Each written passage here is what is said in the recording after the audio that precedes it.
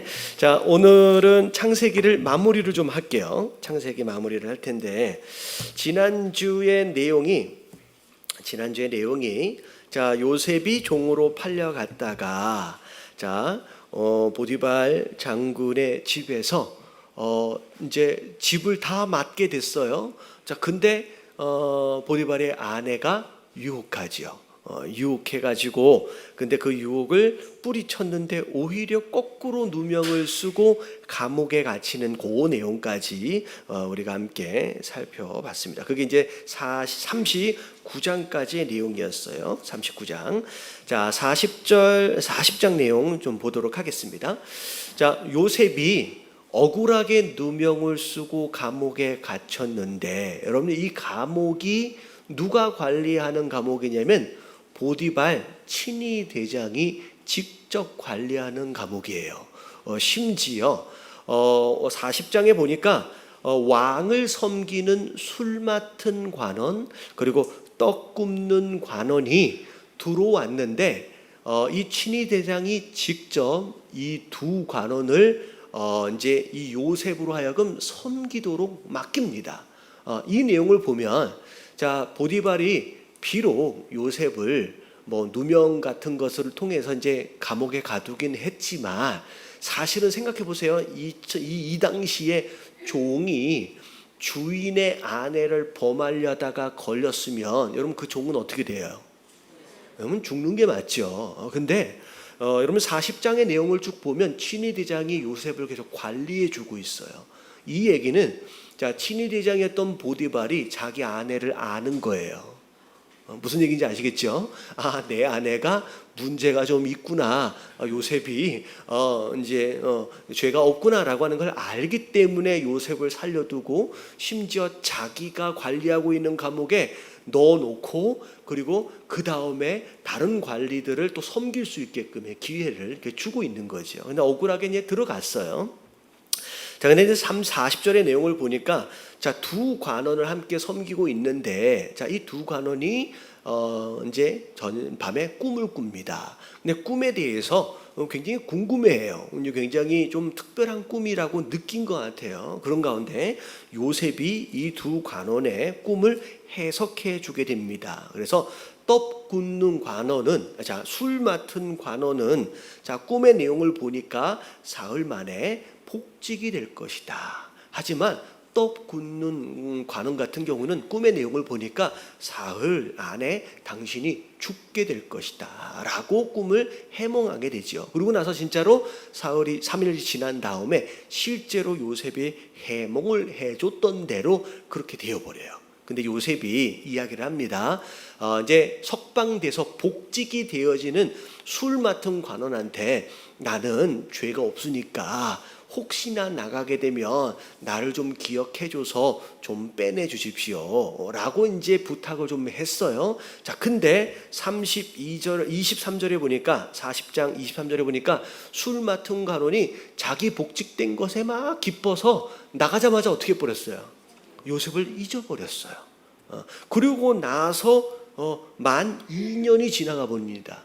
사실은 요셉 입장에서 볼 때 억울하게 갇힌 것도 되게 억울한데 자 혹시나 술 맡은 관원이 나가면서 자기를 풀어주지는 않을까라고 얼마나 노심초사 기다렸겠어요. 근데 잊어버렸으니까 마음이 되게 힘들었을 거라는 거죠. 근데 요셉 마음대로 요셉의 계획대로 안 됐잖아요. 근데 여러분 이게 하나님의 은혜인 거예요.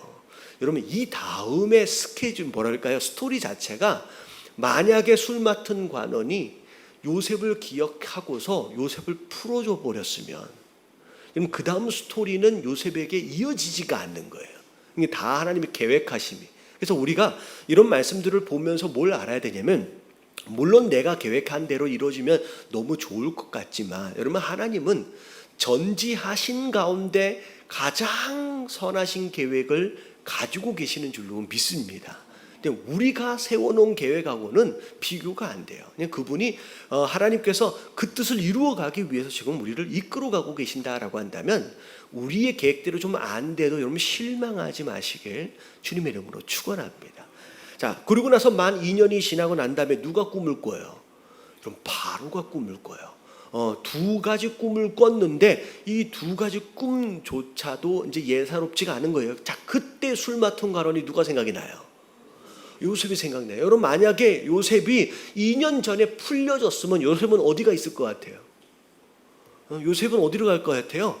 아버지 집으로 돌아가 버렸겠지요. 아버지 집으로. 그러면 2년 뒤에 바로가 꿈을 꿨을 때 요셉을 찾을 길이 없는 거예요. 무슨 얘기인지 아시겠죠? 자, 바로가 꿈을 꿉니다. 비슷한 두 종류의 꿈을 꿔요. 자, 이 내용들은 제가 나중에 파노라마 안에서 기회가 되면 좀 설명을 드리고 오늘은 쭉 이어갈게요. 근데 자, 꿈에 대한 해석으로 요셉을 감옥에 그냥 고스란히 갇혀 있으니까 그대로 찾아가지고 불러서 해몽을 부탁을 하게 됩니다. 그게 이제 41장의 내용인데, 자, 7년 동안에 큰 풍년이 있게 되고, 그리고 그 다음에 7년 동안에 큰 흉년이 있을 것이다. 그래서 그 흉년이 얼마나 심하면 앞에 풍년이 있었는지조차도 기억을 못할 정도로 큰 흉년이 있을 것이다 라고 이제 꿈에 대한 해몽을 해줍니다. 그러면서 요셉이 하는 얘기가 뭐냐면, 앞에 풍년이 들었을 때 그것에 대하여 이제 몇 분의 몇을 비축해 뒀다가 흉년이 들었을 때, 기근이 들었을 때 그때 풀으십시오라고 이제 약간의 팁을 살짝 알려줘요. 자, 그랬더니 바로가 생각을 할 때, 야, 이 요셉만큼 하나님의 영으로 충만한 자, 그래서 이것에 대한 관리를 탁월하게 할 수 있는 자가 이 요셉 말고 누가 더 있겠느냐. 그래서 졸지에 어떻게 된 거예요? 감옥에서 풀려나자마자, 꿈을 해몽하자마자 뭐가 돼버려요? 37절서부터 보면 요셉이 애굽의 총리가 됩니다. 자, 총리 뭐 하면 우리나라 뭐 국무총리 뭐 그렇게 뭐 대단한 파워가 있을 것 같은 느낌이 안 들지만, 이 당시에 거의 신격화되어 있던 바로가 자기 도장을 빼서 요셉에게 줘버려요. 다시 말하면 네가 결정한 게 누구의 결정이다? 내 결정이다. 그럼 거의 어떻게 보면 요셉 이 애굽 안에서 바로를 제외한 1인자가 되어집니다. 그래서 어마어마한 파워를 갖게 되죠. 자, 그런 가운데 자 46절에 보니까 불과 나이가 몇 살밖에 안 됐어요. 30세밖에 되지 않은 젊은 나이에 이제 그렇게 총리가 되어집니다. 그러면서 자 51절에 보니까 자 아이를 둘을 낳게 되어 첫째는 므낫세, 그리고 둘째가 에브라임 해서 두 아들을 낳게 되고, 자 7년의 풍년은 쭉 지나가면서 요셉의 계획대로 이제 양식들을 쭉 비축을 하게 되죠.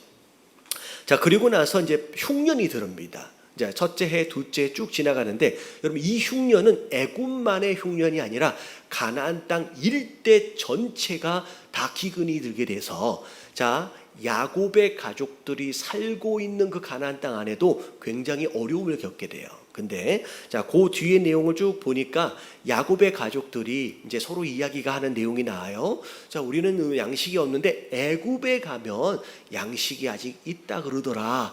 너희가 가서 양식을 좀 사가지고 와라.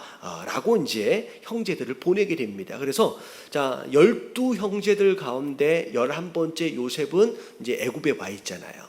그리고 베냐민이라고 하는 막내 동생만 내버려 두고 나머지 10명의 형제들이 이 양식을 구하러 애굽으로 다 내려가요. 자, 근데 자 어린 시절에 팔려가기도 했을 뿐만이 아니라 상상도 못했겠지요. 총리로 앉아있는 저자가 자기 동생이 있는지 아마 상상도 못했을 거예요. 근데 자 요셉은 알지요. 딱 와서 엎드려 앉아있는 걸 보니까 누구예요?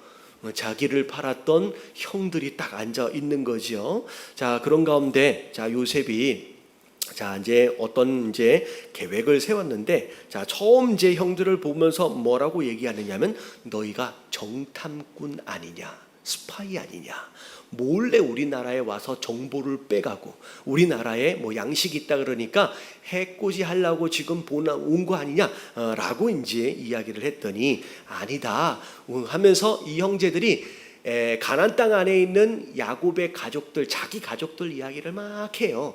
그 가운데 누구 이야기도 있냐면 자기 이야기도 있어요. 근데 소개를 할 때 자기는 죽은 것처럼 소개를 합니다. 사실은 누가 팔았어요? 앞에 있는 자기네들이 팔아놓고서 이제 소개를 할 때는 자기는 죽은 것처럼, 그리고 동생이 베냐민이 집에 있다, 아버지에 대해서 이런저런 이야기를 합니다. 자, 그러고 난 뒤에 요셉이 이야기를 합니다. 너희 중에 한 사람이 가서 베냐민 데리고 와라. 막내 동생이 있다 그러니까 데려와라. 그러면 내가 풀어줄게. 그러다가 며칠 지나고 난 뒤에 요셉이 형제들 중에 한 사람만 남겨놓고 나머지 형제들을 다 보내면서 동생을 데리고 와야 지금 갇혀있는 이 형제를 내가 풀어주겠다라고 이제 딜을 하게 됩니다. 자, 그런 가운데 자 20절 21절 쭉 지나가면서 자기네들끼리 하는 내용들이에요. 우리가 막내 아우를 했던 게 우리가 잘못했던 거 아니냐, 우리가 그래서 지금 벌을 받고 있는 것이 아니냐. 이게 사실은 애굽에서 쓰고 있는 언어와 가나안 땅 안에서 히브리 사람들이 지금 쓰고 있는 언어가 달라요. 그래서 지금 서로 대화를 할 때 지금 통역을 통해서 대화를 하다 보니까 형제들끼리 서로 이야기하는 것을 요셉이 모른다고 생각한 거예요. 총리는 모른다고. 그러니까 서로 이야기하는 걸 요셉은 다 알고 있잖아요. 그래서 자기를 판 것에 대하여 지금 벌을 받고 있는 것이다 막 이야기를 하고 있으니까 요셉도 마음이 되게 힘들겠죠. 그 가운데 시므온을 딱 잡아놓고 나머지를 보냅니다. 자, 보낼 때 자루 안에다가, 양식 자루 안에다가 돈, 가지고 오는 돈을 어귀에다가 그냥 그대로 넣어놔요. 그리고 나서 나중에 가나안 땅 안에 돌아와서 자루를 딱 풀어보니까 돈까지 넣어져 있는 거예요. 사실은 돈이 들어있는 게 좋아요, 싫어요? 겁나죠. 도대체 왜 돈이 여기 왜 있을까? 이게 도대체 무슨 꿍꿍일까? 막 되게 어려운 거예요. 그리고 나서 이제 시간이 흘러갑니다. 그리고 나서 형제 중에 이제 이야기를 하는 거예요. 야곱한테, 이스라엘한테 아버지한테 이야기를 합니다. 막내 동생 베냐민을 데려가지 않으면 지금 잡혀있는 우리 형도 풀려나지 못할 뿐만 아니라 우리는 양식을 얻을 수도 없습니다. 그랬더니 야곱이 내줘요, 안 내줘요? 네, 사랑하던 요셉도 잃어버렸는데 그 동생 베냐민도 잃어버리면 안 된다라고 해서 절대 안 놓아주는 거예요.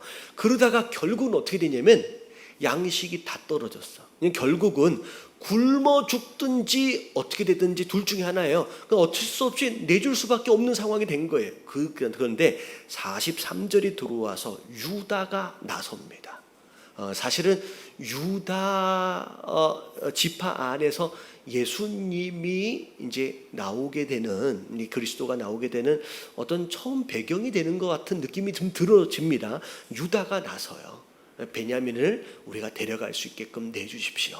만약에 무슨 일이 벌어지면 누가 책임져요? 자기가 책임져요. 그래서 가족에 대한 생존과 그 모든 것들을 자기 목숨을 걸고 자기를 담보로, 자기 가족들을 담보로 그렇게 해서 베냐민을 이제 결국은 설득해서 데리고 가게 되죠. 그래서 자 43장의 내용이 형들이 베냐민을 데리고 자 이제 애굽으로 지금 내려가게 되는데, 자 내려가요. 자 그래서 자 어디까지 보면 자, 그래서 요셉을 만납니다. 자, 그리고 나서 이제 시므온도 다시 이제 잡혔던 시므온도 내어주게 되고, 그리고 나서 근데 베냐민을 데리고 갔는데 베냐민을 데리고 갔더니 요셉이 갑자기 자기 집으로 초청을 하는 거예요. 맨 처음에는 정탐꾼이라고 막 그랬다가 이제는 다시 돌아와서 베냐민 데리고 오니까 자기 집으로 초청을 하니까 이 야곱의 이제 이 형제들이 요셉의 형제들이 놀랍니다. 와, 우리가 이제 큰일 났나 보다.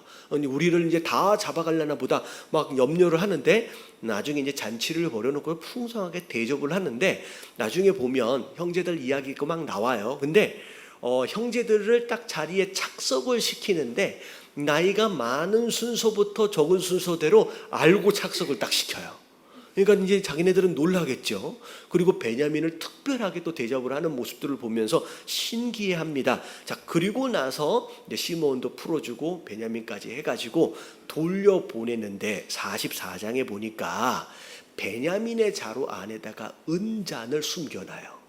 그리고 나서 집에 돌아가고 있는 중에 추격해서 따라와서 우리 요셉이 소중하게 생각하는 그 은잔이 지금 없어졌다. 너희가 돈 가져간 거 아니냐? 이렇게 해서 만약에 그걸 찾으면 그 자루 안에서 만약에 나오면 그 사람은 죽을 것이다. 뭐 비슷한 그 지난번에 하란 땅에서 도망왔던 야곱의 느낌하고 좀 비슷해요. 근데 그게 누구 주머니에서 나오냐면 베냐민 주머니에서 나와요. 그러니까 베냐민은 반드시 살려가지고 가야 되잖아요.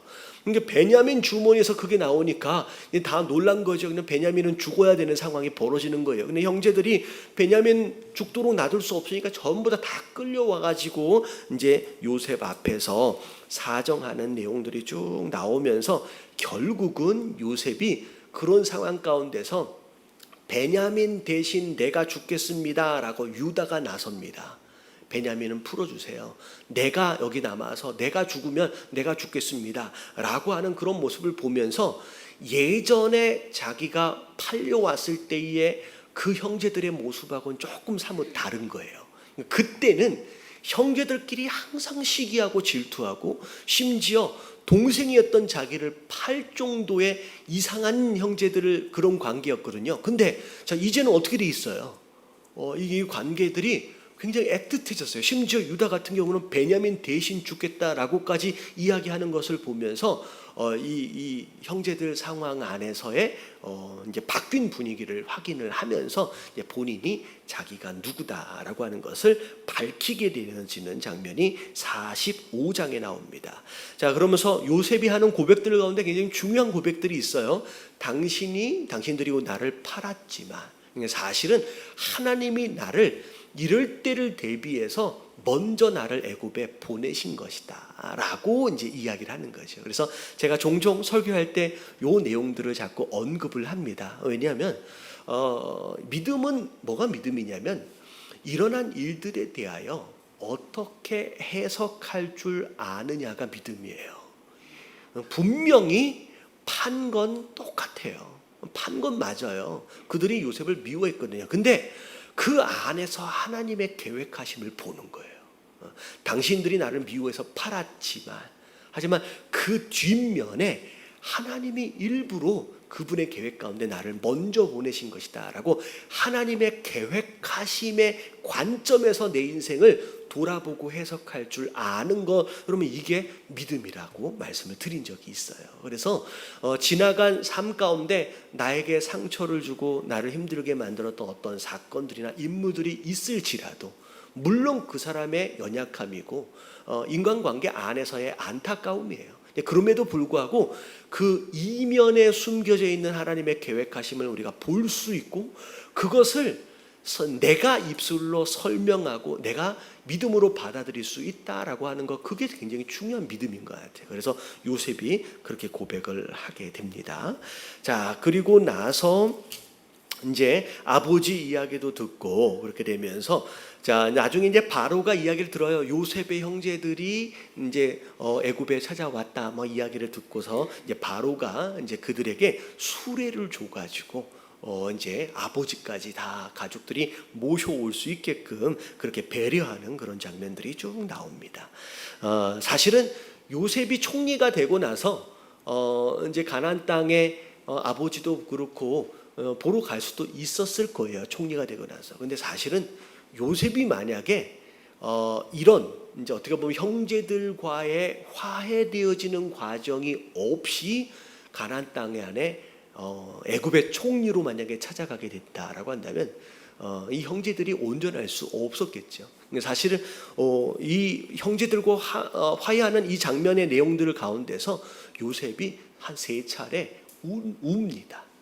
한 2차례는 따로 가서 울어요. 어떻게 보면 요셉이 굉장히 뭐랄까요, 너그러운 사람이고 뭐 마음이 넓은 사람이라서 뭐 그런 것 정도는 내가 다 용서할 수 있어. 뭐 그게 아니에요. 똑같이 우리랑 같은 이제 그런 마음, 사람의 마음이에요. 근데 사실은 형제들에 대해서 분노하고 어찌 보면 원수 갖고 싶은 마음이 왜 없었겠습니까? 사실 형제들을 눈앞에 딱 목격하는 순간 굉장히 마음이 어려웠겠죠. 아마도 그래서 이제 가족을 향해서 가지 못했던 이유가 아닐까. 결국은 몇 차례 울면서 하나님께서 요셉의 마음을 만져주세요. 그리고 그런 과정 가운데 화해할 수 있게끔 이렇게 이끌어 가시면서 결국은 요셉이 형들을 다 용서하게 되고 결국은 이제 가나안 땅 안으로 가족들을 다 불러오게 되는 장면이 이제 46장서부터 있어지게 됩니다. 자, 이제 46장에 보니까 야곱의 가족이 이제 짐을 싸서 이제 애굽으로 내려가는데 야곱 입장에서는 굉장히 낯선 땅으로 가야 되잖아요. 이거 마음이 되게 힘들었을 거예요. 부엘세바에서 하나님께 제단을 쌓을 때 그날 밤에 이제 야곱에게 하나님께서 일부러 나타나셔서 내려가라. 하지만 내가 때가 되면 다 올라올 수 있게끔 빠져나올 수 있게끔 내가 해주겠다라고 약속을 하시는 장면이 나오고요. 자, 그리고 27절에 보니까 자, 야곱의 가족들이 다 내려갔는데 몇 명이었어요? 70명이에요. 70명의 가족이 애굽으로 다 내려갑니다. 자, 그래서 애굽에 다 들어가게 되는데 47절에 보니까 고센 땅이라고 하는 곳에 머무르게 되고, 자, 거기에서 47절의 중간에 보니까 야곱이 바로를 만나면서 바로에게 자기 인생에 대해서 이야기하는 장면이 나오고, 그리고 야곱이 바로를 축복합니다. 어떻게? 바로에게 야곱이 축복하는 입장이 되어지는 거죠. 자, 그리고 나서 아직 흉년이 안 끝났어요. 아직 흉년이 안 끝나는 가운데 사실은 이게 이때 당시로 보면 이제 양식이 없잖아요. 그러니까 애굽에 있는 사람들이 나중에는 돈을 주고 음식을 사다가 7년의 흉년이 길어지니까 나중엔 돈을 주고 사다가 나중에 집에 있는 것들을 팔고 나중에는 가축들도 다 팔게 돼요. 가축들은 왜 그러면 먹일 수 있는 음식이 없으니까 가축들도 다 팔게 돼요. 그래서 이때 당시에 애굽에 어마어마한 왕권이 세워지게 됩니다. 왜냐하면 국민들이 전부 다 양식을 얻기 위해서 자기 재산들을 다 팔아버려요. 심지어 땅까지를 이제 다 팔게 되죠. 그래서 이 요셉이 있어질 당시에 애굽 안에 새로운 토지법으로 거의 왕이 전체 땅을 다 소유하게 되는 그런 식의 왕권을 강화하게 되는 상황들이 좀 되어집니다. 이게 약간의 정치적인 상황이에요. 자, 그리고 나서 자, 48장에 보니까 야곱이 낳은 에브라임과 므낫세를 요셉이 낳은 에브라임과 므낫세를 야곱이 축복하는 장면이 나오는데, 축복할 때 맏아들이 므낫세고 그리고 둘째가 이제 에브라임인데, 우리가 므낫세 에브라임이라고 안 부르고 에브라임하고 므낫세라고 부르잖아요. 이게 장자와 차자가 바뀌어요. 이게 왜 야곱이 왜 그랬는지 모르겠는데 자기가 차자였는데 장자권을 갖잖아요. 그래서 요셉이 아들들에게 오른손에는 장자, 왼손에는 차자 이렇게 축복할 수 있게끔 해놨는데 야곱이 이렇게 축복을 합니다. 그래서 므낫세 에브라임이 아니라 에브라임하고 므낫세, 이렇게 어떻게 보면 자기가 가지고 있는 상처인지 아니면 그냥 하나님의 뜻인지 어쨌든 이렇게 축복을 하는 장면도 나옵니다. 자, 그리고 야곱이 49장에 보니까 유언합니다. 유언하면서 자기 아들들에게 다 축복해요. 자, 그리고 나서 내가 죽으면 아브라함, 사라가 묻혔던 그 땅에 다시 묻어달라라고 이제 유언을 남겨요. 그래서 나중에 출애굽할 때 야곱의 유고를 이제 가지고 나오는 그런 내용들도 있죠. 그리고 나서 50절에 보니까 이제 나중에 이제 50장 바로 직전에 야곱이 죽고, 50장의 내용은 그거예요. 야곱이 죽으니까 형제들이 굉장히 불안해하는 거예요. 왜냐하면 아버지가 살아있을 때는 그래도 아버지 때문이라도 형제들에 대해서 그래도 이제 배려했을 수 있겠지만, 아버지가 죽은 다음에 그래도 자기네들이 죽이려다가 팔았잖아요. 굉장히 불안해하는데 이 요셉이 찾아가요. 염려하지 말라고. 심지어 당신들의 자녀들까지 내가 책임지겠다라고 완벽하게 용서하는 내용들이 나오고요. 자, 22절에 보니까 자, 야곱이 110세까지 살고 그러고 나서 죽습니다. 그래서 야곱이 죽는 것까지, 아니죠, 요셉이 죽는 것까지, 제가 틀렸으면 얘기를 좀 해주세요. 요셉이 죽는 것까지가 자, 어디까지예요? 창세기 50장까지예요. 되겠죠? 자, 그래서 이제 다음 주에는 출애굽기니까 여러분들 기억하셔서 이제 쭉 이어가시면 될 것 같습니다. 자, 오늘은 우리 60페이지예요. 자, 60페이지 구약에 대해서 조금 더 살펴볼 텐데, 자, 일단 지도를 가지고 오늘은 함께 살펴볼 겁니다. 자, 그래서 자, 아마 백지를 한 장씩 나눠드렸을 거예요. 백지를 나눠드리니까, 자, 오늘은 시험이 있는 것으로 되게 염려를 하시는 분들이 계셨다고 얘기를 하시는데, 시험을 보는 게 아니라 우리가 지도를 한번 그려볼 거예요. 그래서 우리가 그냥 막연하게 그냥 지나치면서 그림으로만 봤던 그런 지도가 아니라 내가 그릴 수 있게끔 그렇게 하시면 좋을 것 같아요. 자, 60페이지입니다. 60페이지. 자, 구약이 더 입체적으로 보일 수 있도록을 위해서 지도를 보면 좋을 것 같은데, 자, 왼쪽에 두 번째 패러그래프를 보면, 자, 성경 말씀에는 자, 2930개의 사람의 이름이 나와요. 사람의 이름. 심지어 동명이인도 있습니다. 자, 그렇다면 어마어마하게 많은 인물들이 등장한다는 얘기고, 심지어 지명은 몇 개예요? 1551개의 지명이 나온대요. 여러분, 이렇게 많은 지명이 등장하는 책은 여러분 성경책밖에 없어요. 그러니까 사실을 어떻게 보면 성경은 사실을 근거하여서 정리되어진 어떤 쓰여진 책이기 때문에 지명이나 인물에 대한 내용들이 굉장히 중요합니다. 그리고 쭉 내용들을 좀 보면, 자, 지명에 대한 중요성 쭉 이제 좀 정리가 나중에 좀 기회가 되면 읽어보시면 좋을 것 같아요. 자, 기독교 신앙은 역사적이고도 지리적이다라고 이제 설명이 나오면서 다음 페이지를 보면 어떤 목사님 아들이 자, 걸리버 여행기라고 하는 책을 보면서 이 이야기는 실제 있었던 이야기인 것 같아요 라고 이야기를 하더라는 거예요. 그래서 왜 그런가 물어보니까 걸리버 여행기 책 안에는 지도가 들어있대요. 그러니까 지도가 있으니까 실제로 있었던 이야기가처럼 보인다는 거죠. 그래서 성경 안에는 지도가 그려져 있지 않잖아요. 여러분, 우리가 지도를 보면서 성경의 이야기를 보면 이게 실제 사건이었구나라고 하는 거에 대해서 조금 더 가까이 이제 생각해 볼 수 있다라는 내용입니다. 자, 먼저 볼게요. 지도를 큰 이제 세계 지도를 한번 보여주세요. 세계 지도 다음 넘겨주세요. 저기요.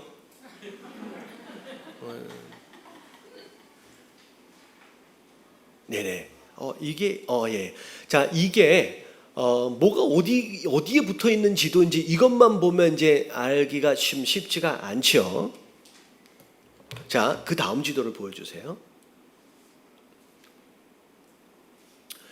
자, 여기 열어주시고요. 하나, 둘, 셋. 하나, 둘, 셋.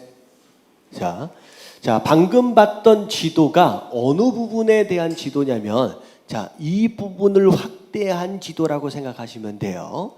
자, 우리나라가 여기 있고요. 중국, 그리고 아프리카, 유럽. 자, 이 사이에 있던 지도를 확대를 하면, 자, 아까침에 있던 지도의 모양이 됩니다. 자, 일단 다음 페이지 넘겨주시면, 자, 여러분들 이 지도를 여러분들이 스스로 그릴 수 있어야 합니다. 자, 이 위에는 지금 잘 안 나와 있지만, 자, 이쪽 위에가 흑해가 있습니다. 흑해. 자, 그리고 여기가 뭐예요? 카스피해. 자, 그리고 여기가 페르시아만. 자, 그리고 여기가 홍해. 그리고 여기는 뭐 대해라고도 하지만 여기는 지중해라고 이제 생각하시면 돼요. 자, 여러분들 외우셔야 돼요. 자, 여기 뭐라고요? 안 보여요? 자, 오목사님 이거 좀 큰 걸로 좀 사주세요. 이게 빨간 거 안 보여요? 자, 보세요. 눈을 크게 뜨고 보셔야 돼요. 자, 이 위에 자, 보이죠? 맨 북쪽에 뭐라고요? 크게. 자, 여기가 뭐라고요? 카스피해. 다 같이 카스피해. 자, 여기가 뭐라고요? 페르시아만. 여기가 뭐예요? 홍해. 그 다음에 여기 지중해. 자, 외워야 된다고 그랬어요. 다시 여기 시작. 여기에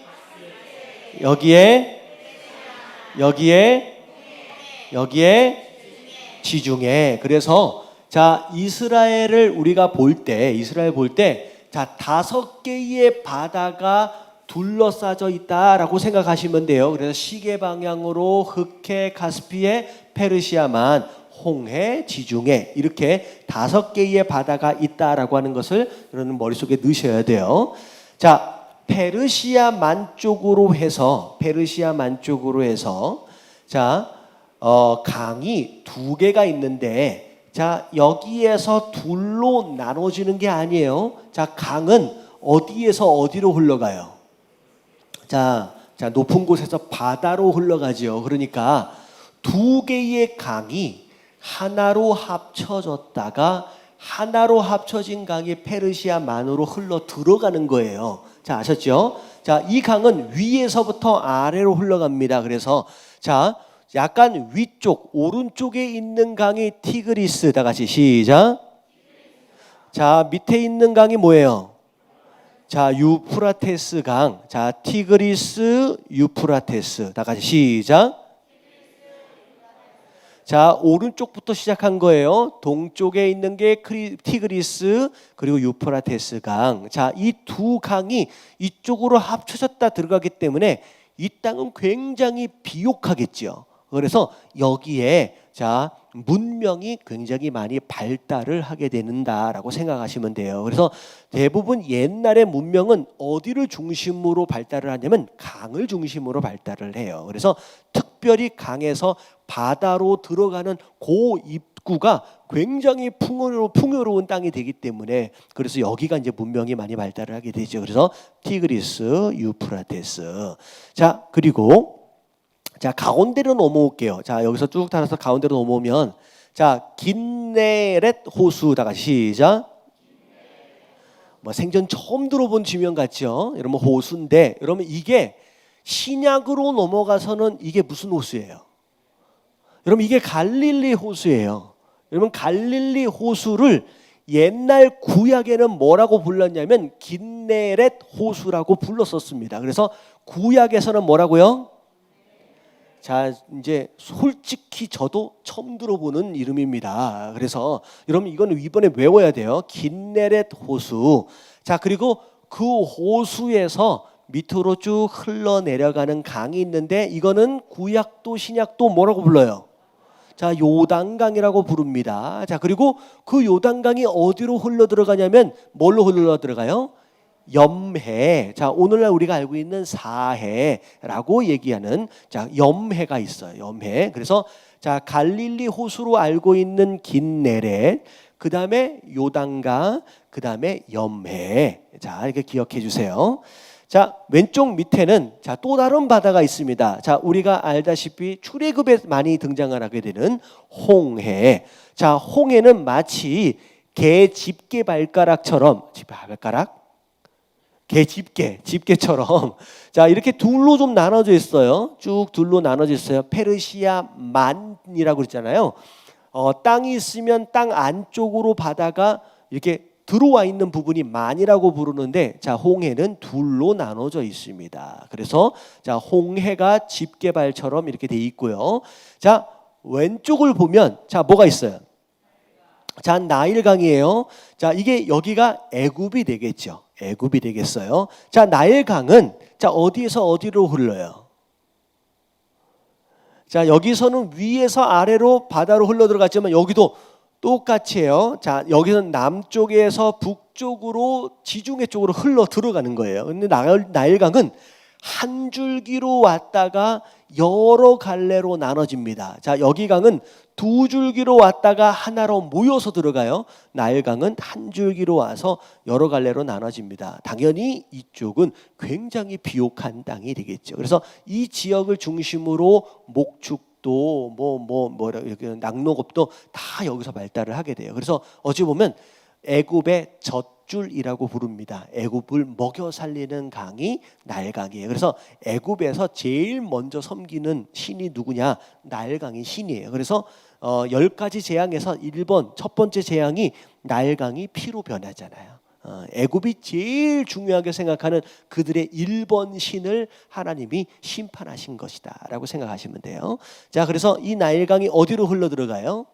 자, 지중해로 흘러 들어갑니다. 그래서 자, 여기까지 우리가 대략 중요한 지도의 내용들을 좀 봤는데, 자, 일단 그 다음 지도를 보여주시면, 자, 이게 이제 구약 시대의 상황인데 실제 구약 시대의 그 상황들이 지금 현재는 어느 위치에 있는지에 대해서 설명을 하면, 자, 지중해 여기에요. 저 위에 뭐 있었다 그랬어요?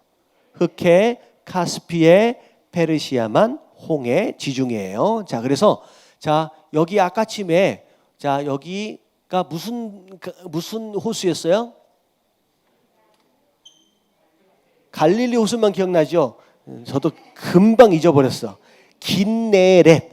오늘 이것만이라도 좀 외웠으면 좋겠는데, 자, 긴네렛 호수가 여기 있습니다. 요단강 사해예요. 그래서 긴네렛, 요단강 사해, 여기가 지금 어느 나라가 있어요? 지금 딱 가나안 땅 아니에요. 구약에 있는 가나안 땅에 이스라엘이 지금 위치해 있습니다. 자, 거기에서 요단강 동편이라고 생각할 수 있는 요 땅에 요르단이 있고 시리아가 있어요. 그리고 이라크, 사우디아라비아, 이란, 그리고 저 위에가 터키죠. 그리고 여기 아직 이집트 그대로. 자, 그래서 오늘날 나라가 이렇게 형성이 돼 있다라고 참고로 알아두시면 돼요. 그 다음 위치, 다음 그림. 자, 구약의 내용들 아까 지금 이제 지도를 좀 확인했는데 여기는 흑해가 이제 보이네요. 자, 흑해는 어떻게 보면 멀리서 보면 호수 같아요. 호수 같아요. 근데 여기가 지금 뚫려 있어요. 그래서 이게 바다입니다. 이게 만약에 딱 막혀 있으면 이게 호수처럼 되는데 이게 이제 뚫려 있습니다. 이게 흑해예요. 자, 그래서 여기가 지중해고요.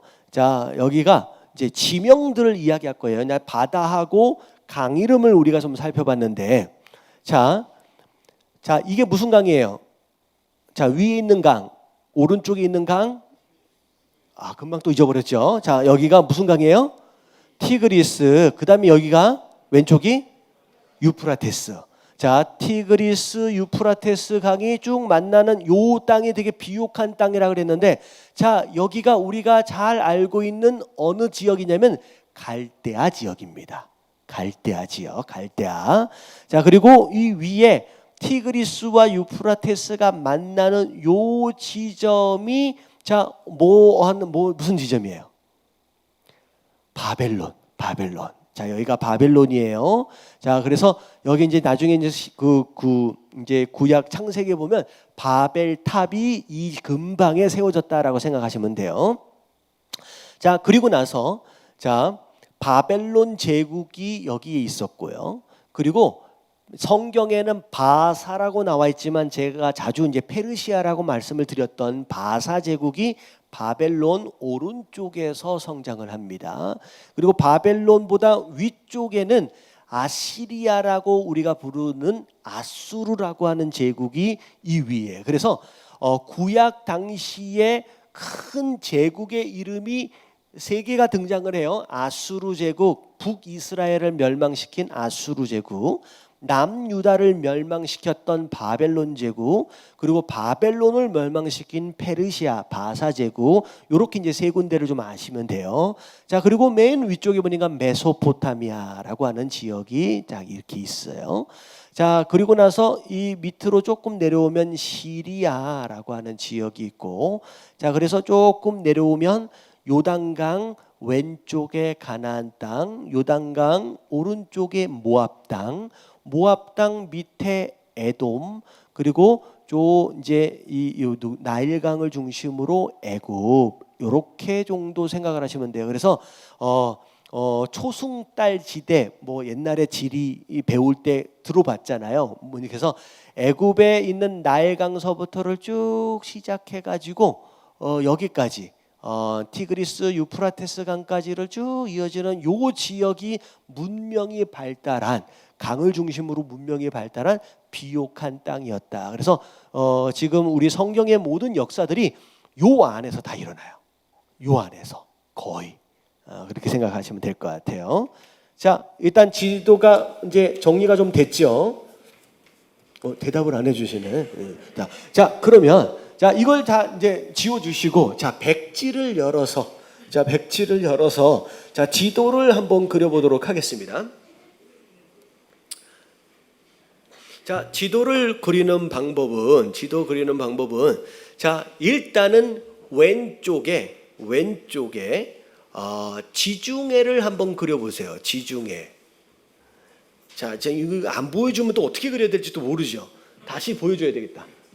자, 이거 말고 그 전 지도. 예. 자, 이거. 자, 왼쪽에, 자, 요렇게 일단은 뭐 모양처럼 생겼다 그럴까요? 그냥 사각형 모양이라고 생각하시면 될 것 같아요. 자, 왼쪽에 요렇게 네모로 지중해를 그리세요. 왼쪽에다가 이렇게 네모로, 오케이. 자, 그리고 계시죠? 옆에 안 그리면 그리라고 하세요. 자, 이 위에 이 지도에는 안 나와 있지만, 자, 뭐가 있다 그랬어요? 흑해를 그냥 동그랗게 위에다가 표시를 한번 해주세요. 동그랗게. 자, 그리고 오른쪽 코너에다가 카스피해 그리세요. 거기다가 그림만 딱 그리지 말고 거기다 지명을 적으세요. 자, 여기다가는 지중해라고 적으시고, 자, 여기에다가는 흑해라고 적으시고, 오른쪽 코너 위에는 카스피해. 자, 그리고 오른쪽 밑에 코너에다가는 페르시아만 이렇게 삐쭉 튀어나오게. 자, 그리고 왼쪽 아랫부분에 자, 홍해, 자, 집게발처럼 생긴 이 양쪽으로 나눠져 있는 거, 자, 그렇게 그리시면 될 것 같아요. 자, 옆에 계신 분 한번 확인 좀 해주세요. 제대로 그리고 있는지. 자, 5개의 바다가 일단 그려졌어요. 5개의 바다. 자, 그 다음에 이제 강을 그립니다. 자, 왼쪽 밑에 있는 페르시아만에서 하나, 둘, 이거 이렇게 열어주실래요? 이 마이크 뜨고. 오 목사님, 요거 계속 열어주세요. 자, 밑에 페르시아만에서 한 줄기로 나와서 2개로 나눠졌다고 생각하시면 돼요. 한 줄기로 나와서 2개로 나눠집니다. 자, 쭉 한번 그려보세요. 자, 그래서 자, 오른쪽에 있는 강에다가 티그리스 강, 자, 왼쪽에 있는 강에다가 유프라테스 강, 이렇게 적으시면 돼요. 자, 오른쪽이 티그리스 강, 그 다음에 왼쪽이 유프라테스 강. 자, 됐죠? 자, 지명도 적으시면 돼요. 자, 그리고 지중해 바로 옆에다가 여러분 비율을 잘 맞추셔야 돼요. 뭐 이건 이만큼 그렸는데 나중에 호수를 이만큼 크게 그려놓으면 안 돼요. 그러니까 대충 비율도 좀 맞추셔서. 자, 여러분들이 그리는 그림 안에서 긴네렛 호수는 비교적 작습니다. 딱 지중해 쪽에 가깝게 붙여가지고 조그맣게 긴네렛 호수. 자, 거기에서 한 줄기 쭉 내려와서 요단강. 그래서 그 끝자락에 쭉 길게 염해. 자, 그려보세요. 자, 염해. 됐죠? 자, 그리고 지중해 이쪽에 밑에, 자, 밑에서부터 거꾸로 그려가면 돼요. 나일강이 밑에서부터 쭉 시작해서 지중해 쪽으로 여러 갈래로 들어간다라고 생각하시면 돼요. 자, 됐죠?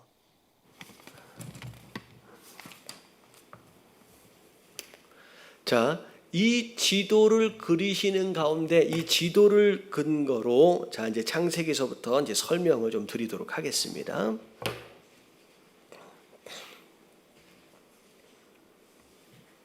자, 우리 교재로 보면 지금 67페이지 그림인데, 자, 이 그림은 그냥 그대로 잠깐만 띄워주시고, 자, 홍수가 일어나기 전까지는 지도가 어떻게 생겼는지 솔직히 우리는 알 수 없습니다. 왜냐하면 노아 당시의 홍수로 인하여서 땅의 모양이 얼마나 크게 변했는지에 대해서는 솔직히 우리가 알 수가 없어요. 그래서 에덴 동산에서 이야기하고 있는 그 유프라테스, 티그리스 그런 강의 이름들이 우리가 알고 있는 이게 아닐 가능성이 높습니다. 아닐 가능성이 높습니다. 그래서 에덴 동산이 티그리스 유프라테스 강 그 사이에 에덴 동산이 있었을 것이다라고 어떤 학자들은 추측을 하지만 사실은 근데 나중에 우리 창조과학 우리가 세미나를 우리가 접하게 될 텐데 노아 당시 홍수로 인해서 굉장히 많은 지각 변동이 일어났기 때문에 강이 홍수 이전 강의 모습과 홍수 이후 강의 모습이 그대로 있을 수가 없습니다. 그래서 홍수 이전의 지형은 우리가 알 수가 없어요. 지금 우리가 보고 있는 이 땅은 노아 당시 홍수 이후에 이후의 땅의 모습이라고 생각하시면 될 것 같아요. 그래서 창세기 1장에 나오는 창조와 그리고 타락과 그리고 홍수에 대한 사건은 우리가 이 지도 안에서는 확인할 수가 없고요. 자, 다만 홍수 이후에 이제 사람들이 흩어져 살아야 되는데 함께 모여서 막 탑을 쌓았어요. 그 탑이 이름이 뭐였어요? 바벨탑. 그래서 이 티그리스와 유프라테스 요 가운데쯤이 바벨이라 그랬잖아요. 그래서 바벨탑을 쌓았던 그 지역이 이쯤이 아니겠느냐라고 추측을 해볼 수 있고요. 그리고 그것을 중심으로 바벨론이라고 하는 제국이 나중에 이제 생겨나게 되죠. 그래서 지도로 볼 때 거기까지만 하시면 되고요. 그래서 홍수 이후 바벨탑 사건 이후에 그 다음 사건이 뭐예요? 바벨탑 사건으로 인하여 다 흩어졌어요. 자, 그 다음에 하나님이 누굴 찾아가세요? 아브라함. 아니에요? 지금 뭐 헷갈리세요? 우리 아까 지난번에 설명을 다 드렸는데, 홍수 이후 노아의 세 아들이 흩어지고, 그 다음에 바벨탑을 짓고, 그 다음에 언어가 혼돈케 되어져서 다 흩어지고 난 뒤에, 그리고 나서 하나님께서 아브라함을 택하시는 장면이 창세기 12장에 나오는데, 창세기 11장 마지막 부분에 보니까 아브라함의 아버지 이름이 나와요. 이름이 뭐예요? 데라라고 하는 아버지 이름이 나와요. 데라가 어디에 살았냐면 여기 살았어요. 바벨론 밑에 우리가 알고 있는 갈대아 우르라고 하는 지역에 살고 있었습니다. 그래서 그 다음 사진을 보여주시면 그림을 보여주시면 그 다음 창세기를 이제 설명을 드릴 거예요. 다음 이제 그림 그리는 거. 아까 지금 그려본 거예요. 계속 그림을 그리는데. 넘어가죠. 그림을 그려놓은 곳 위에다가 여러분들이 메모를 해 가시면 될 것 같아요. 바벨론이 티그리스 강, 유프라테스 강 사이에 있다라고 한다면, 여기에다가 에덴이라고 적어놨는데, 여러분 이거는 우리가 잘 모르는 부분입니다. 여기 우르라고 적혀 있는데, 이 지역이 이쪽이 갈대아라고 부르고 이쪽이 우르라고 불러요. 그래서 갈대아 우르 우리가 보통 부릅니다. 티그리스 강과 유프라테스가 만나는 이 지역이 우르인데, 여기에서 데라가 인도하심을 받고 어느 강을 따라 올라가요? 또 잊어버렸어요. 왼쪽에 있는 강이에요. 유프라테스 강. 이제 외우셔야 되는데 이 정도는. 왼쪽에 있는 유프라테스 강을 쭉 따라 올라가다가 굉장히 비옥한 땅을 만납니다. 이 지역이 어느 땅이에요? 하란이라고 하는 땅입니다. 그래서 데라의 가족들이 하란 땅에 다 모여서 살다가 데라가 죽습니다.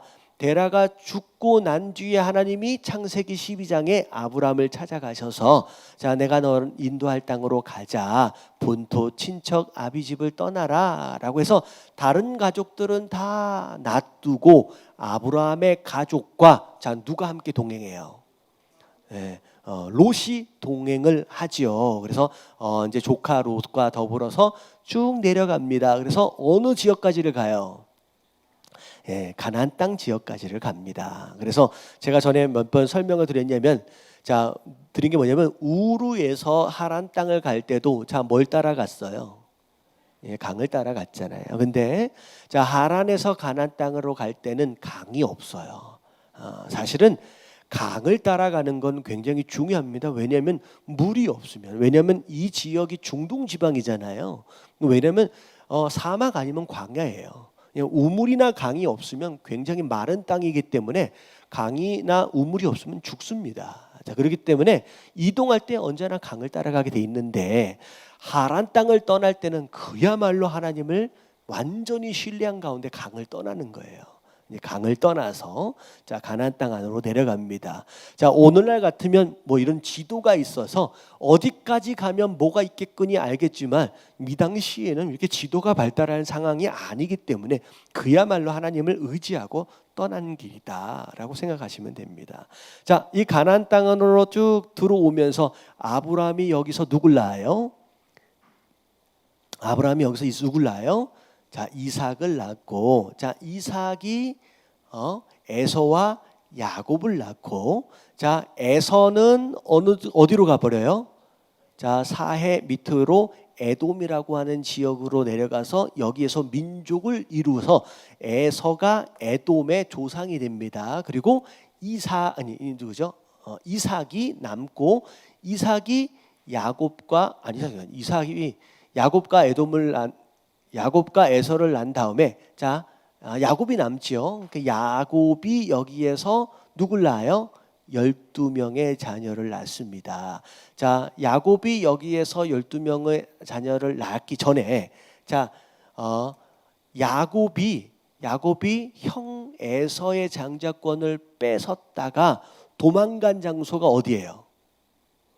여기 하란이에요. 왜냐하면 이 하란 땅에는 아브라함이 가족을 다, 다른 가족들은, 다른 친척들은 여기 다 남겨놓고 왔기 때문에 하란 땅에 가면 아브라함의 가족들이 다 여기 있는 거예요. 그래서 여기 외삼촌, 야곱의 외삼촌 라반이 하란 땅에 살고 있잖아요. 그러니까 라반이 여기 이제 살고 있는 이유가 여기서 떠나왔다가 여기까지 간 거죠. 그리고 여기에서 20년 동안 고생하다가 야곱이 돌아옵니다. 돌아와서 야곱이 돌아오는 쭉 과정, 여기서부터 아들들을 12명을 낳고 딸 하나를 낳고, 자, 그리고 나서 11번째 아들이었던 요셉이 시기와 질투로 애굽에 팔려가는 상황, 그리고 오늘 우리가 창세기에서 살펴본 것처럼 팔려간 애굽으로 인하여 흉년 때 이 70명의 야곱의 가족들이 애굽에 다 이민해서 들어갈 수 있는 상황.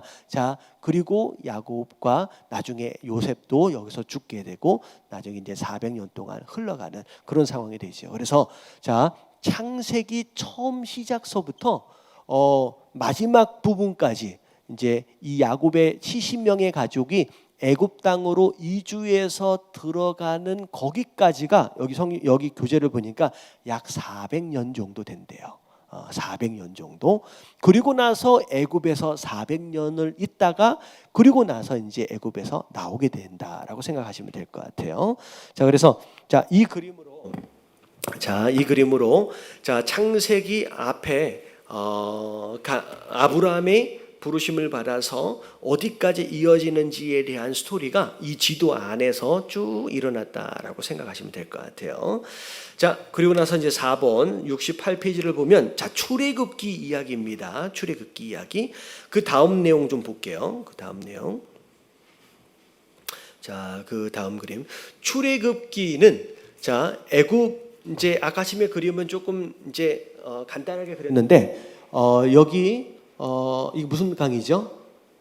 나일강이 여기 지도에 나와 있는 것처럼 굉장히 여러 갈래로 다 나눠져 있어요. 그래서 여기가 굉장히 비옥한 땅인데, 자, 애굽에서 출애굽을 하는 과정. 자, 여기가 시내산이 있습니다. 그리고 자, 뭐 제가 전에 설명을 좀 드리긴 했지만 시내산이 여기냐 아니면 다른 위치냐라고 하는 거에 대한 논쟁들이 좀 없지 않아 있습니다만, 이 교재는 그냥 우리가 알고 있는 전통적인 그런 지도를 사용하고 있다라고 생각하시면 될 것 같아요.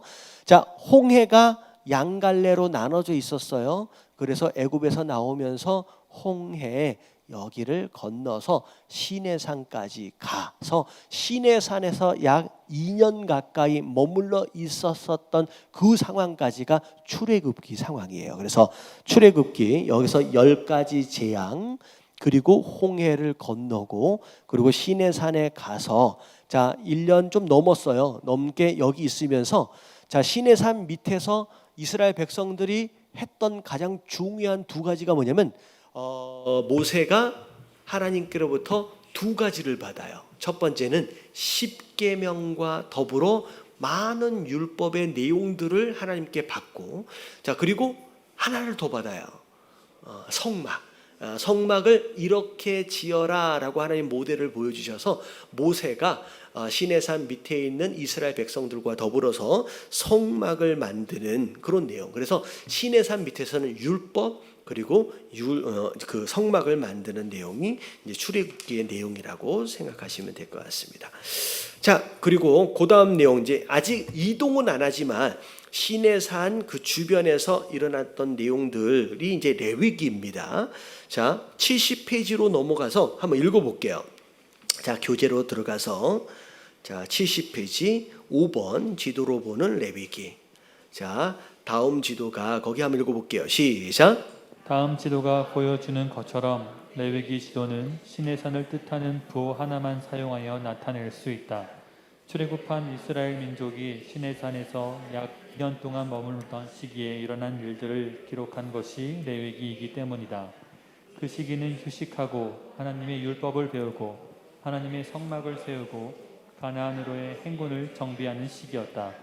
유대인들은 시내 광야에 당도하여 시내산을 떠나기까지 그곳에 머물렀다. 네, 그래서 출애굽 이후에 성막과 그리고 율법에 대한 내용들을 전수받는 내용들에 대한 자세한 내용은 레위기 안에 기록되어져 있습니다. 그래서 레위기는 이동하지 않는 시내산 밑에서의 스토리라고 생각하시면 될 것 같아요.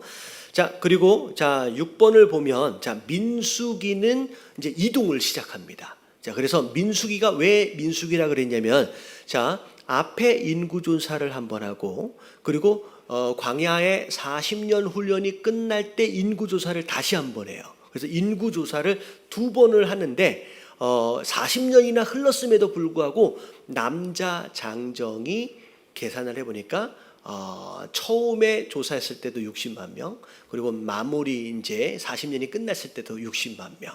굉장히 많은 사람들이 태어났음에도 불구하고 광야에서 많은 사람들이 죽었다라고 하는 것을 우리가 알 수 있는 그런 부분이죠. 그래서 자 민수기의 스토리가 어떻게 진행이 되냐면요. 이제 지도에서 자, 이 밑에를 보면 자, 여기 이제 뽀족 튀어나온 데가 이제 시내산이라고 이제 생각하시고, 자, 이 시내산에서 쭉 올라갑니다. 쭉 타고 올라가면 자, 점 하나가 있어요. 자, 여기가 자, 뭐예요? 에돔이 아니에요. 자, 여기 지도는 에돔이 아니고 에돔은 이쪽 지역이 에돔이고요. 자, 여기 이제 왜 이거 글씨를 이렇게 멀리 떨어뜨려서 썼는지 모르겠는데 이 점이 뭐냐면 가데스 바네아입니다. 적어 놓으세요. 가데스 바네아. 자, 여기가 약속의 땅이에요. 가나안 땅이에요. 그 가나안 땅 가장 밑에 자락에 있는 요 지역은 가데스 바네아. 자, 뭐 했던 장소예요?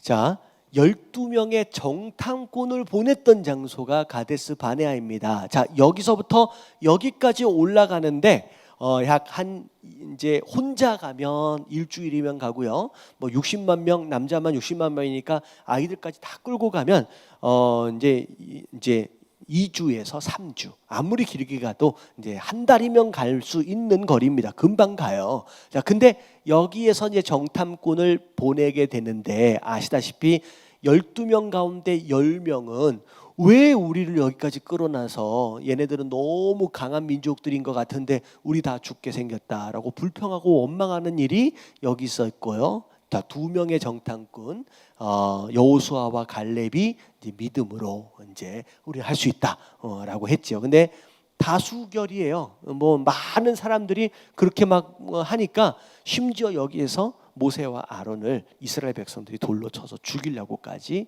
하는 이제 스토리가 시작이 됩니다. 그래서 하나님이 너희들은 안 되겠다. 어찌 보면 여기서 믿음 가지고 들어가면 가나안 땅, 약속의 땅을 그냥 한 달 안에 그냥 들어가서 차지하는 거거든요. 근데 그때 그 사건으로 인하여 자 이게 화살표가 올라가다가 어떻게 돼요?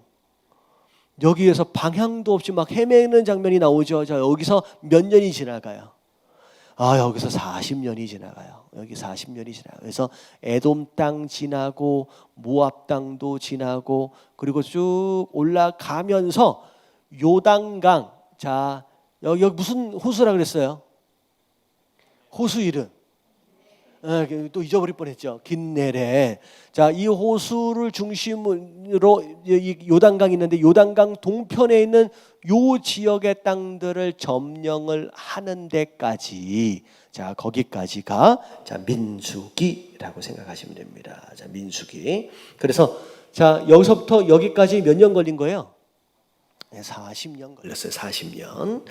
자, 우리 마지막 신명기까지만 볼게요. 7번. 자, 신명기도 이동하지 않아요. 자, 머물러 있는데, 자 어디라고 생각하시면 모압 평지 비스가 산이라고 생각하시면 돼요. 자, 밑에 읽어볼게요. 7번 신명기 지도 거기 시작. 신명기 지도 역시 레위기의 경우와 마찬가지로 산을 뜻하는 부호 하나만 사용하여 나타낼 수 있다. 신명기도 레위기와 마찬가지로 이스라엘 민족이 한 곳에 머물러 있는 동안에 일어날 일들을 기록한 책이기 때문이다. 이스라엘 백성들이 모압 평지에 진을 치고 있는 동안 모세는 회중들을 소집하여 하나님과 언약을 맺게 했는데 이 사건은 모세 오경의 절정이다. 모세는 비스가 산에서 약속의 땅을 바라본 뒤에 죽었다. 그래서 비스가 산에서 모세가 이스라엘 백성들에게 신명기는 다시 명령한다는 이야기예요. 그래서 앞에 이미 그 레위기를 통해서 하나님이 명령하셨던 그 내용들을 신명기 가나안 땅 안에 들어가기 바로 직전에 모세가 유언처럼 이스라엘 백성들에게 남긴 이야기다, 유언이다라고 생각하시면 되고, 비스가 산에서 모세는 이제 거기서 가나안 땅을 바라만 보고 이제 죽게 되죠. 그래서 자 이제 모세 오경에 대한 이제 신명기까지에 대한 내용이 이렇게 지도로 이렇게 정리가 됐어요. 그래서 여러분들 이게 좀 페이지를 좀 넘겨서 77페이지를 한번 보세요.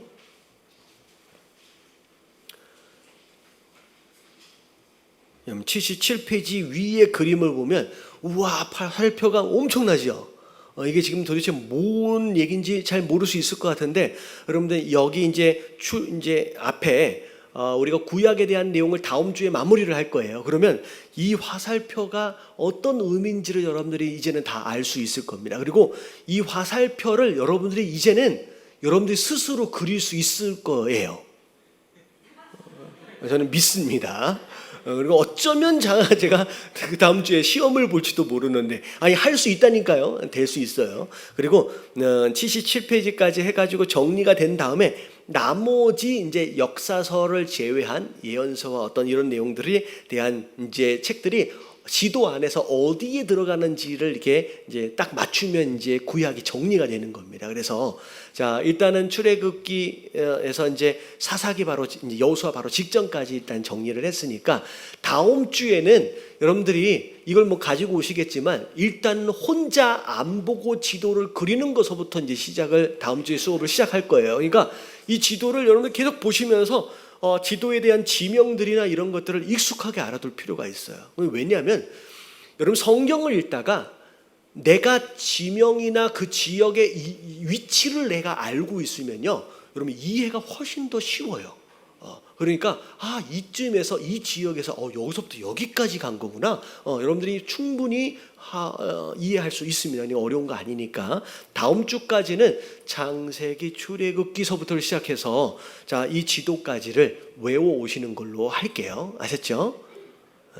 시험 안 볼 거니까 또 시험 본다 그러면 또 안 나온다고 그러니까. 자, 다음에 지도를 좀 외워 가지고 오시면 좋을 것 같아요. 자, 기도하겠습니다.